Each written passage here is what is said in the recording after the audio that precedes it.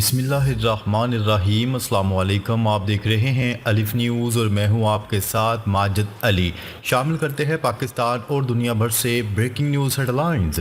امریکہ سمجھتا ہے روس جوہری ہتھیار استعمال نہیں کرے گا تو وہ غلط ہے، سابق روسی صدر نے خبردار کر دیا۔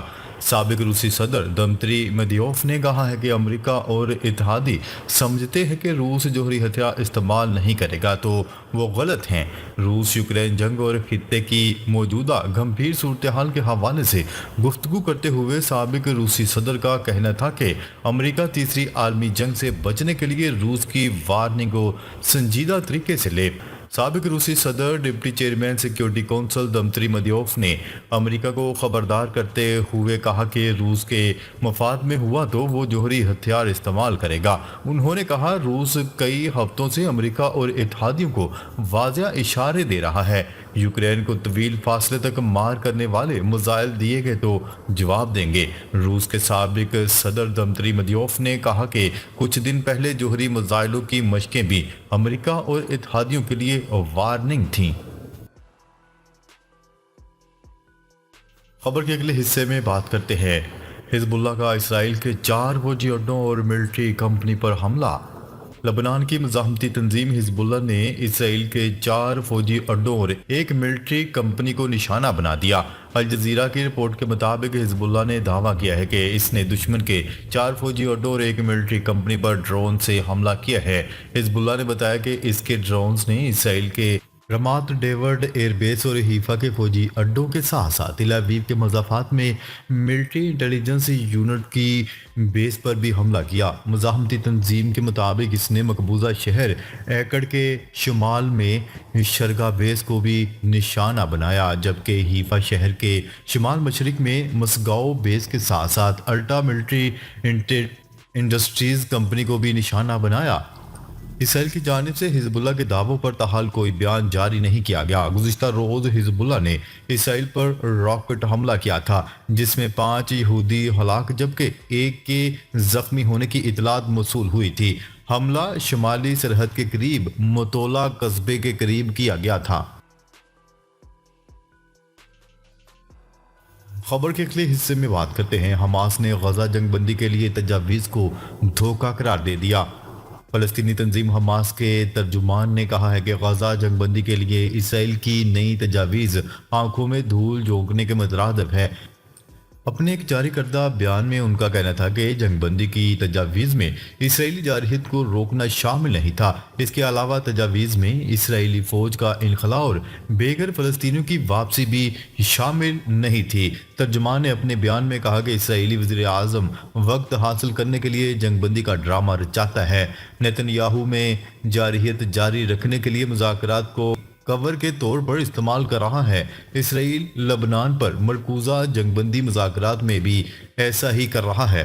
اس سے قبل بھی ایک بیان میں حماس ترجمان نے واضح کیا تھا کہ غزہ جنگ بندی کے لیے نئی تجاویز کی ضرورت نہیں، اسرائیل پر دباؤ ڈالا جائے کہ وہ حماس کے قبول کیے گئے امریکی منصوبوں پر رضامند ہو۔ یاد رہے کہ گزشتہ روز لبنان کے وزیر اعظم نجیب مکاتی نے بھی اپنے بیان میں یہی کہا تھا کہ اسرائیل جنگ بندی کی کوششوں کو مسترد کر رہا ہے۔ بیروت کے مضافات میں ہونے والے حالیہ حملے اس کا واضح ثبوت ہے۔ الجزیرہ کی رپورٹ کے مطابق لبنان کے وزیر اعظم نے اسرائیل پر جنگ بندی کے خاتمے کی کوشش کو مسترد کرنے کا الزام اس وقت عائد کیا تھا جب اسرائیلی فوج نے جنوبی بیروت پر دوبارہ بمباری کی۔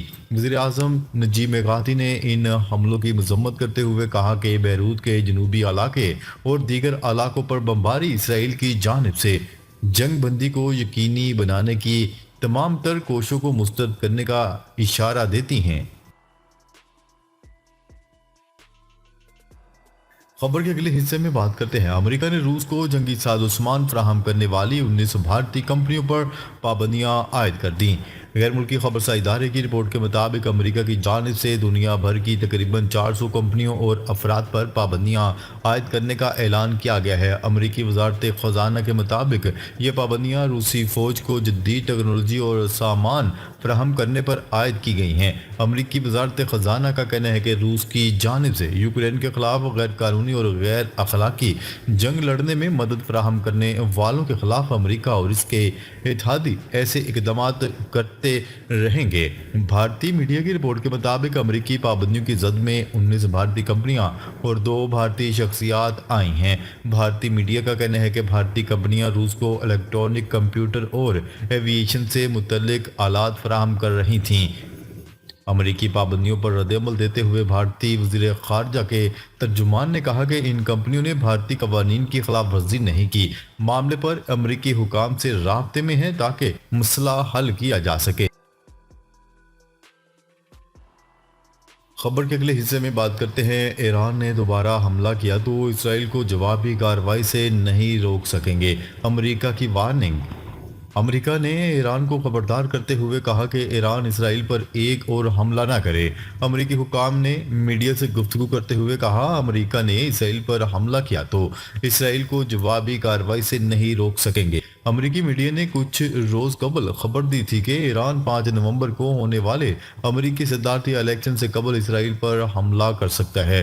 گزشتہ روز بھی ایرانی سپریم لیڈر آیت اللہ خامنائی کا کہنا تھا کہ ایران کے خلاف اقدامات پر امریکہ و اسرائیل کو سخت جواب ملے گا۔ تہران میں ایک تقریب میں ان کا کہنا تھا کہ امریکہ اور صہیونی حکومت سمیت دشمنوں کو جان لینا چاہیے کہ بلا شبہ وہ ایران اور مزاحمتی محاذ کے خلاف جو کچھ کریں گے اس کا انہیں منہ توڑ جواب ملے گا۔ دوسری جانب اسرائیلی وزیر اعظم نیتن یاہو نے دعویٰ کیا تھا کہ ایران پر حالیہ حملوں کے بعد ایران میں کسی بھی ہدف کو نشانہ بنانا ممکن ہے۔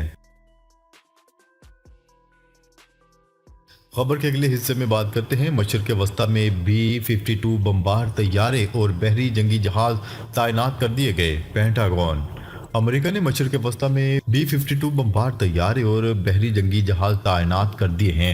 امریکی میڈیا کے مطابق تعیناتی مشرق وسطی میں ملٹری ری ایڈجسٹمنٹ کا حصہ ہیں۔ امریکی میڈیا کا کہنا ہے کہ مشرق وسطی میں پہلے سے موجود طیارہ بردار جہاز اور 3 جنگی جہاز رواں ماہ کے وسط تک واپس امریکہ چلے جائیں گے۔ پینٹاگون کے مطابق اسرائیل کے دفاع اور حوثیوں کے حملے سے اتحادیوں کی حفاظت یقینی بنانے کے لیے اقدامات کیے۔ دوسری جانب لبنانی وزیر ٹرانسپورٹ کا کہنا ہے کہ لبنان شام سرحد اسرائیلی حملے کے بعد دوبارہ مکمل بند کر دی گئی ہیں۔ گزشتہ ماہ لبنان شام سرحد کو اسرائیلی حملے کے بعد بند کیا گیا تھا۔ خبر کے اگلے حصے میں بات کرتے ہیں، بھارت میں سکھوں کی نسل کشی اور پرتشدد واقعات کے خلاف نیوزی لینڈ میں احتجاج۔ خالصتان تحریک کے زیر اہتمام نیوزی لینڈ میں بھارتی حکومت کے 1984 میں سکھوں کے خلاف کیے گئے انسانیت سوز کارروائیوں اور نسل کشی کے واقعات کے حوالے سے مظاہرہ کیا گیا، جس میں خالصتان تحریک سے جڑے ہزاروں سکھوں نے بھی بھرپور شرکت کی۔ اس موقع پر مظاہرین نے خالصتان تحریک کے جھنڈے اٹھا رکھے تھے اور انہوں نے بھارتی حکومت کے خلاف شدید نعرے بازی بھی کی۔ مظاہرین سے خطاب کرتے ہوئے قائدین نے سکھوں کے لیے انصاف کی ضرورت پر زور دیا اور خالصتان کے قیام کو کمیونٹی کی ہندوستانی حکمرانی سے آزادی ضروری قرار دیا۔ خبر کے اگلے حصے میں بات کرتے ہیں، امریکی انتخابات میں 2 روز باقی، ڈونلڈ ٹرمپ کو 5، کیملا ہیرس کو 2 ریاستوں میں برتری۔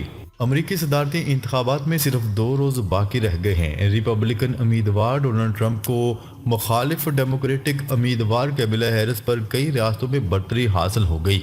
امریکی میڈیا کے مطابق ڈونلڈ ٹرمپ اور کیملا ہیرس کی فیصلہ کن ریاستوں میں انتخابی مہم جاری ہے۔ قبل از ووٹنگ میں اب تک 7 کروڑ 36 لاکھ سے زیادہ ووٹ کاسٹ کیے جا چکے ہیں۔ 7 ریاستوں میں سے 5 میں ڈونلڈ ٹرمپ اور 2 میں کیملا ہیرس کو برتری حاصل ہے۔ ایریزونا، جارجیا، نیواڈا، شمالی کیرولائنا اور پینسلوانیا میں ڈونلڈ ٹرمپ کو سبقت حاصل ہے۔ مشیگن اور وسکونسن میں ڈیموکریٹک امیدوار کیملا ہیرس آگے ہیں۔ امریکی میڈیا کے مطابق دونوں امیدواروں میں 1-2 پوائنٹ کا فرق ہی ریکارڈ کیا گیا۔ نیواڈا اور پینسلوانیا جیسی اہم ریاستوں میں دونوں امیدواروں کی جیت کا امکان برابر ہے۔ ناظرین، اب تک کے لیے اتنا ہی۔ مزید خبریں لے کر بہت جلد آپ کی خدمت میں حاضر ہوں گے، تب تک کے لیے اپنا خیال رکھیے گا۔ اللہ نگہبان۔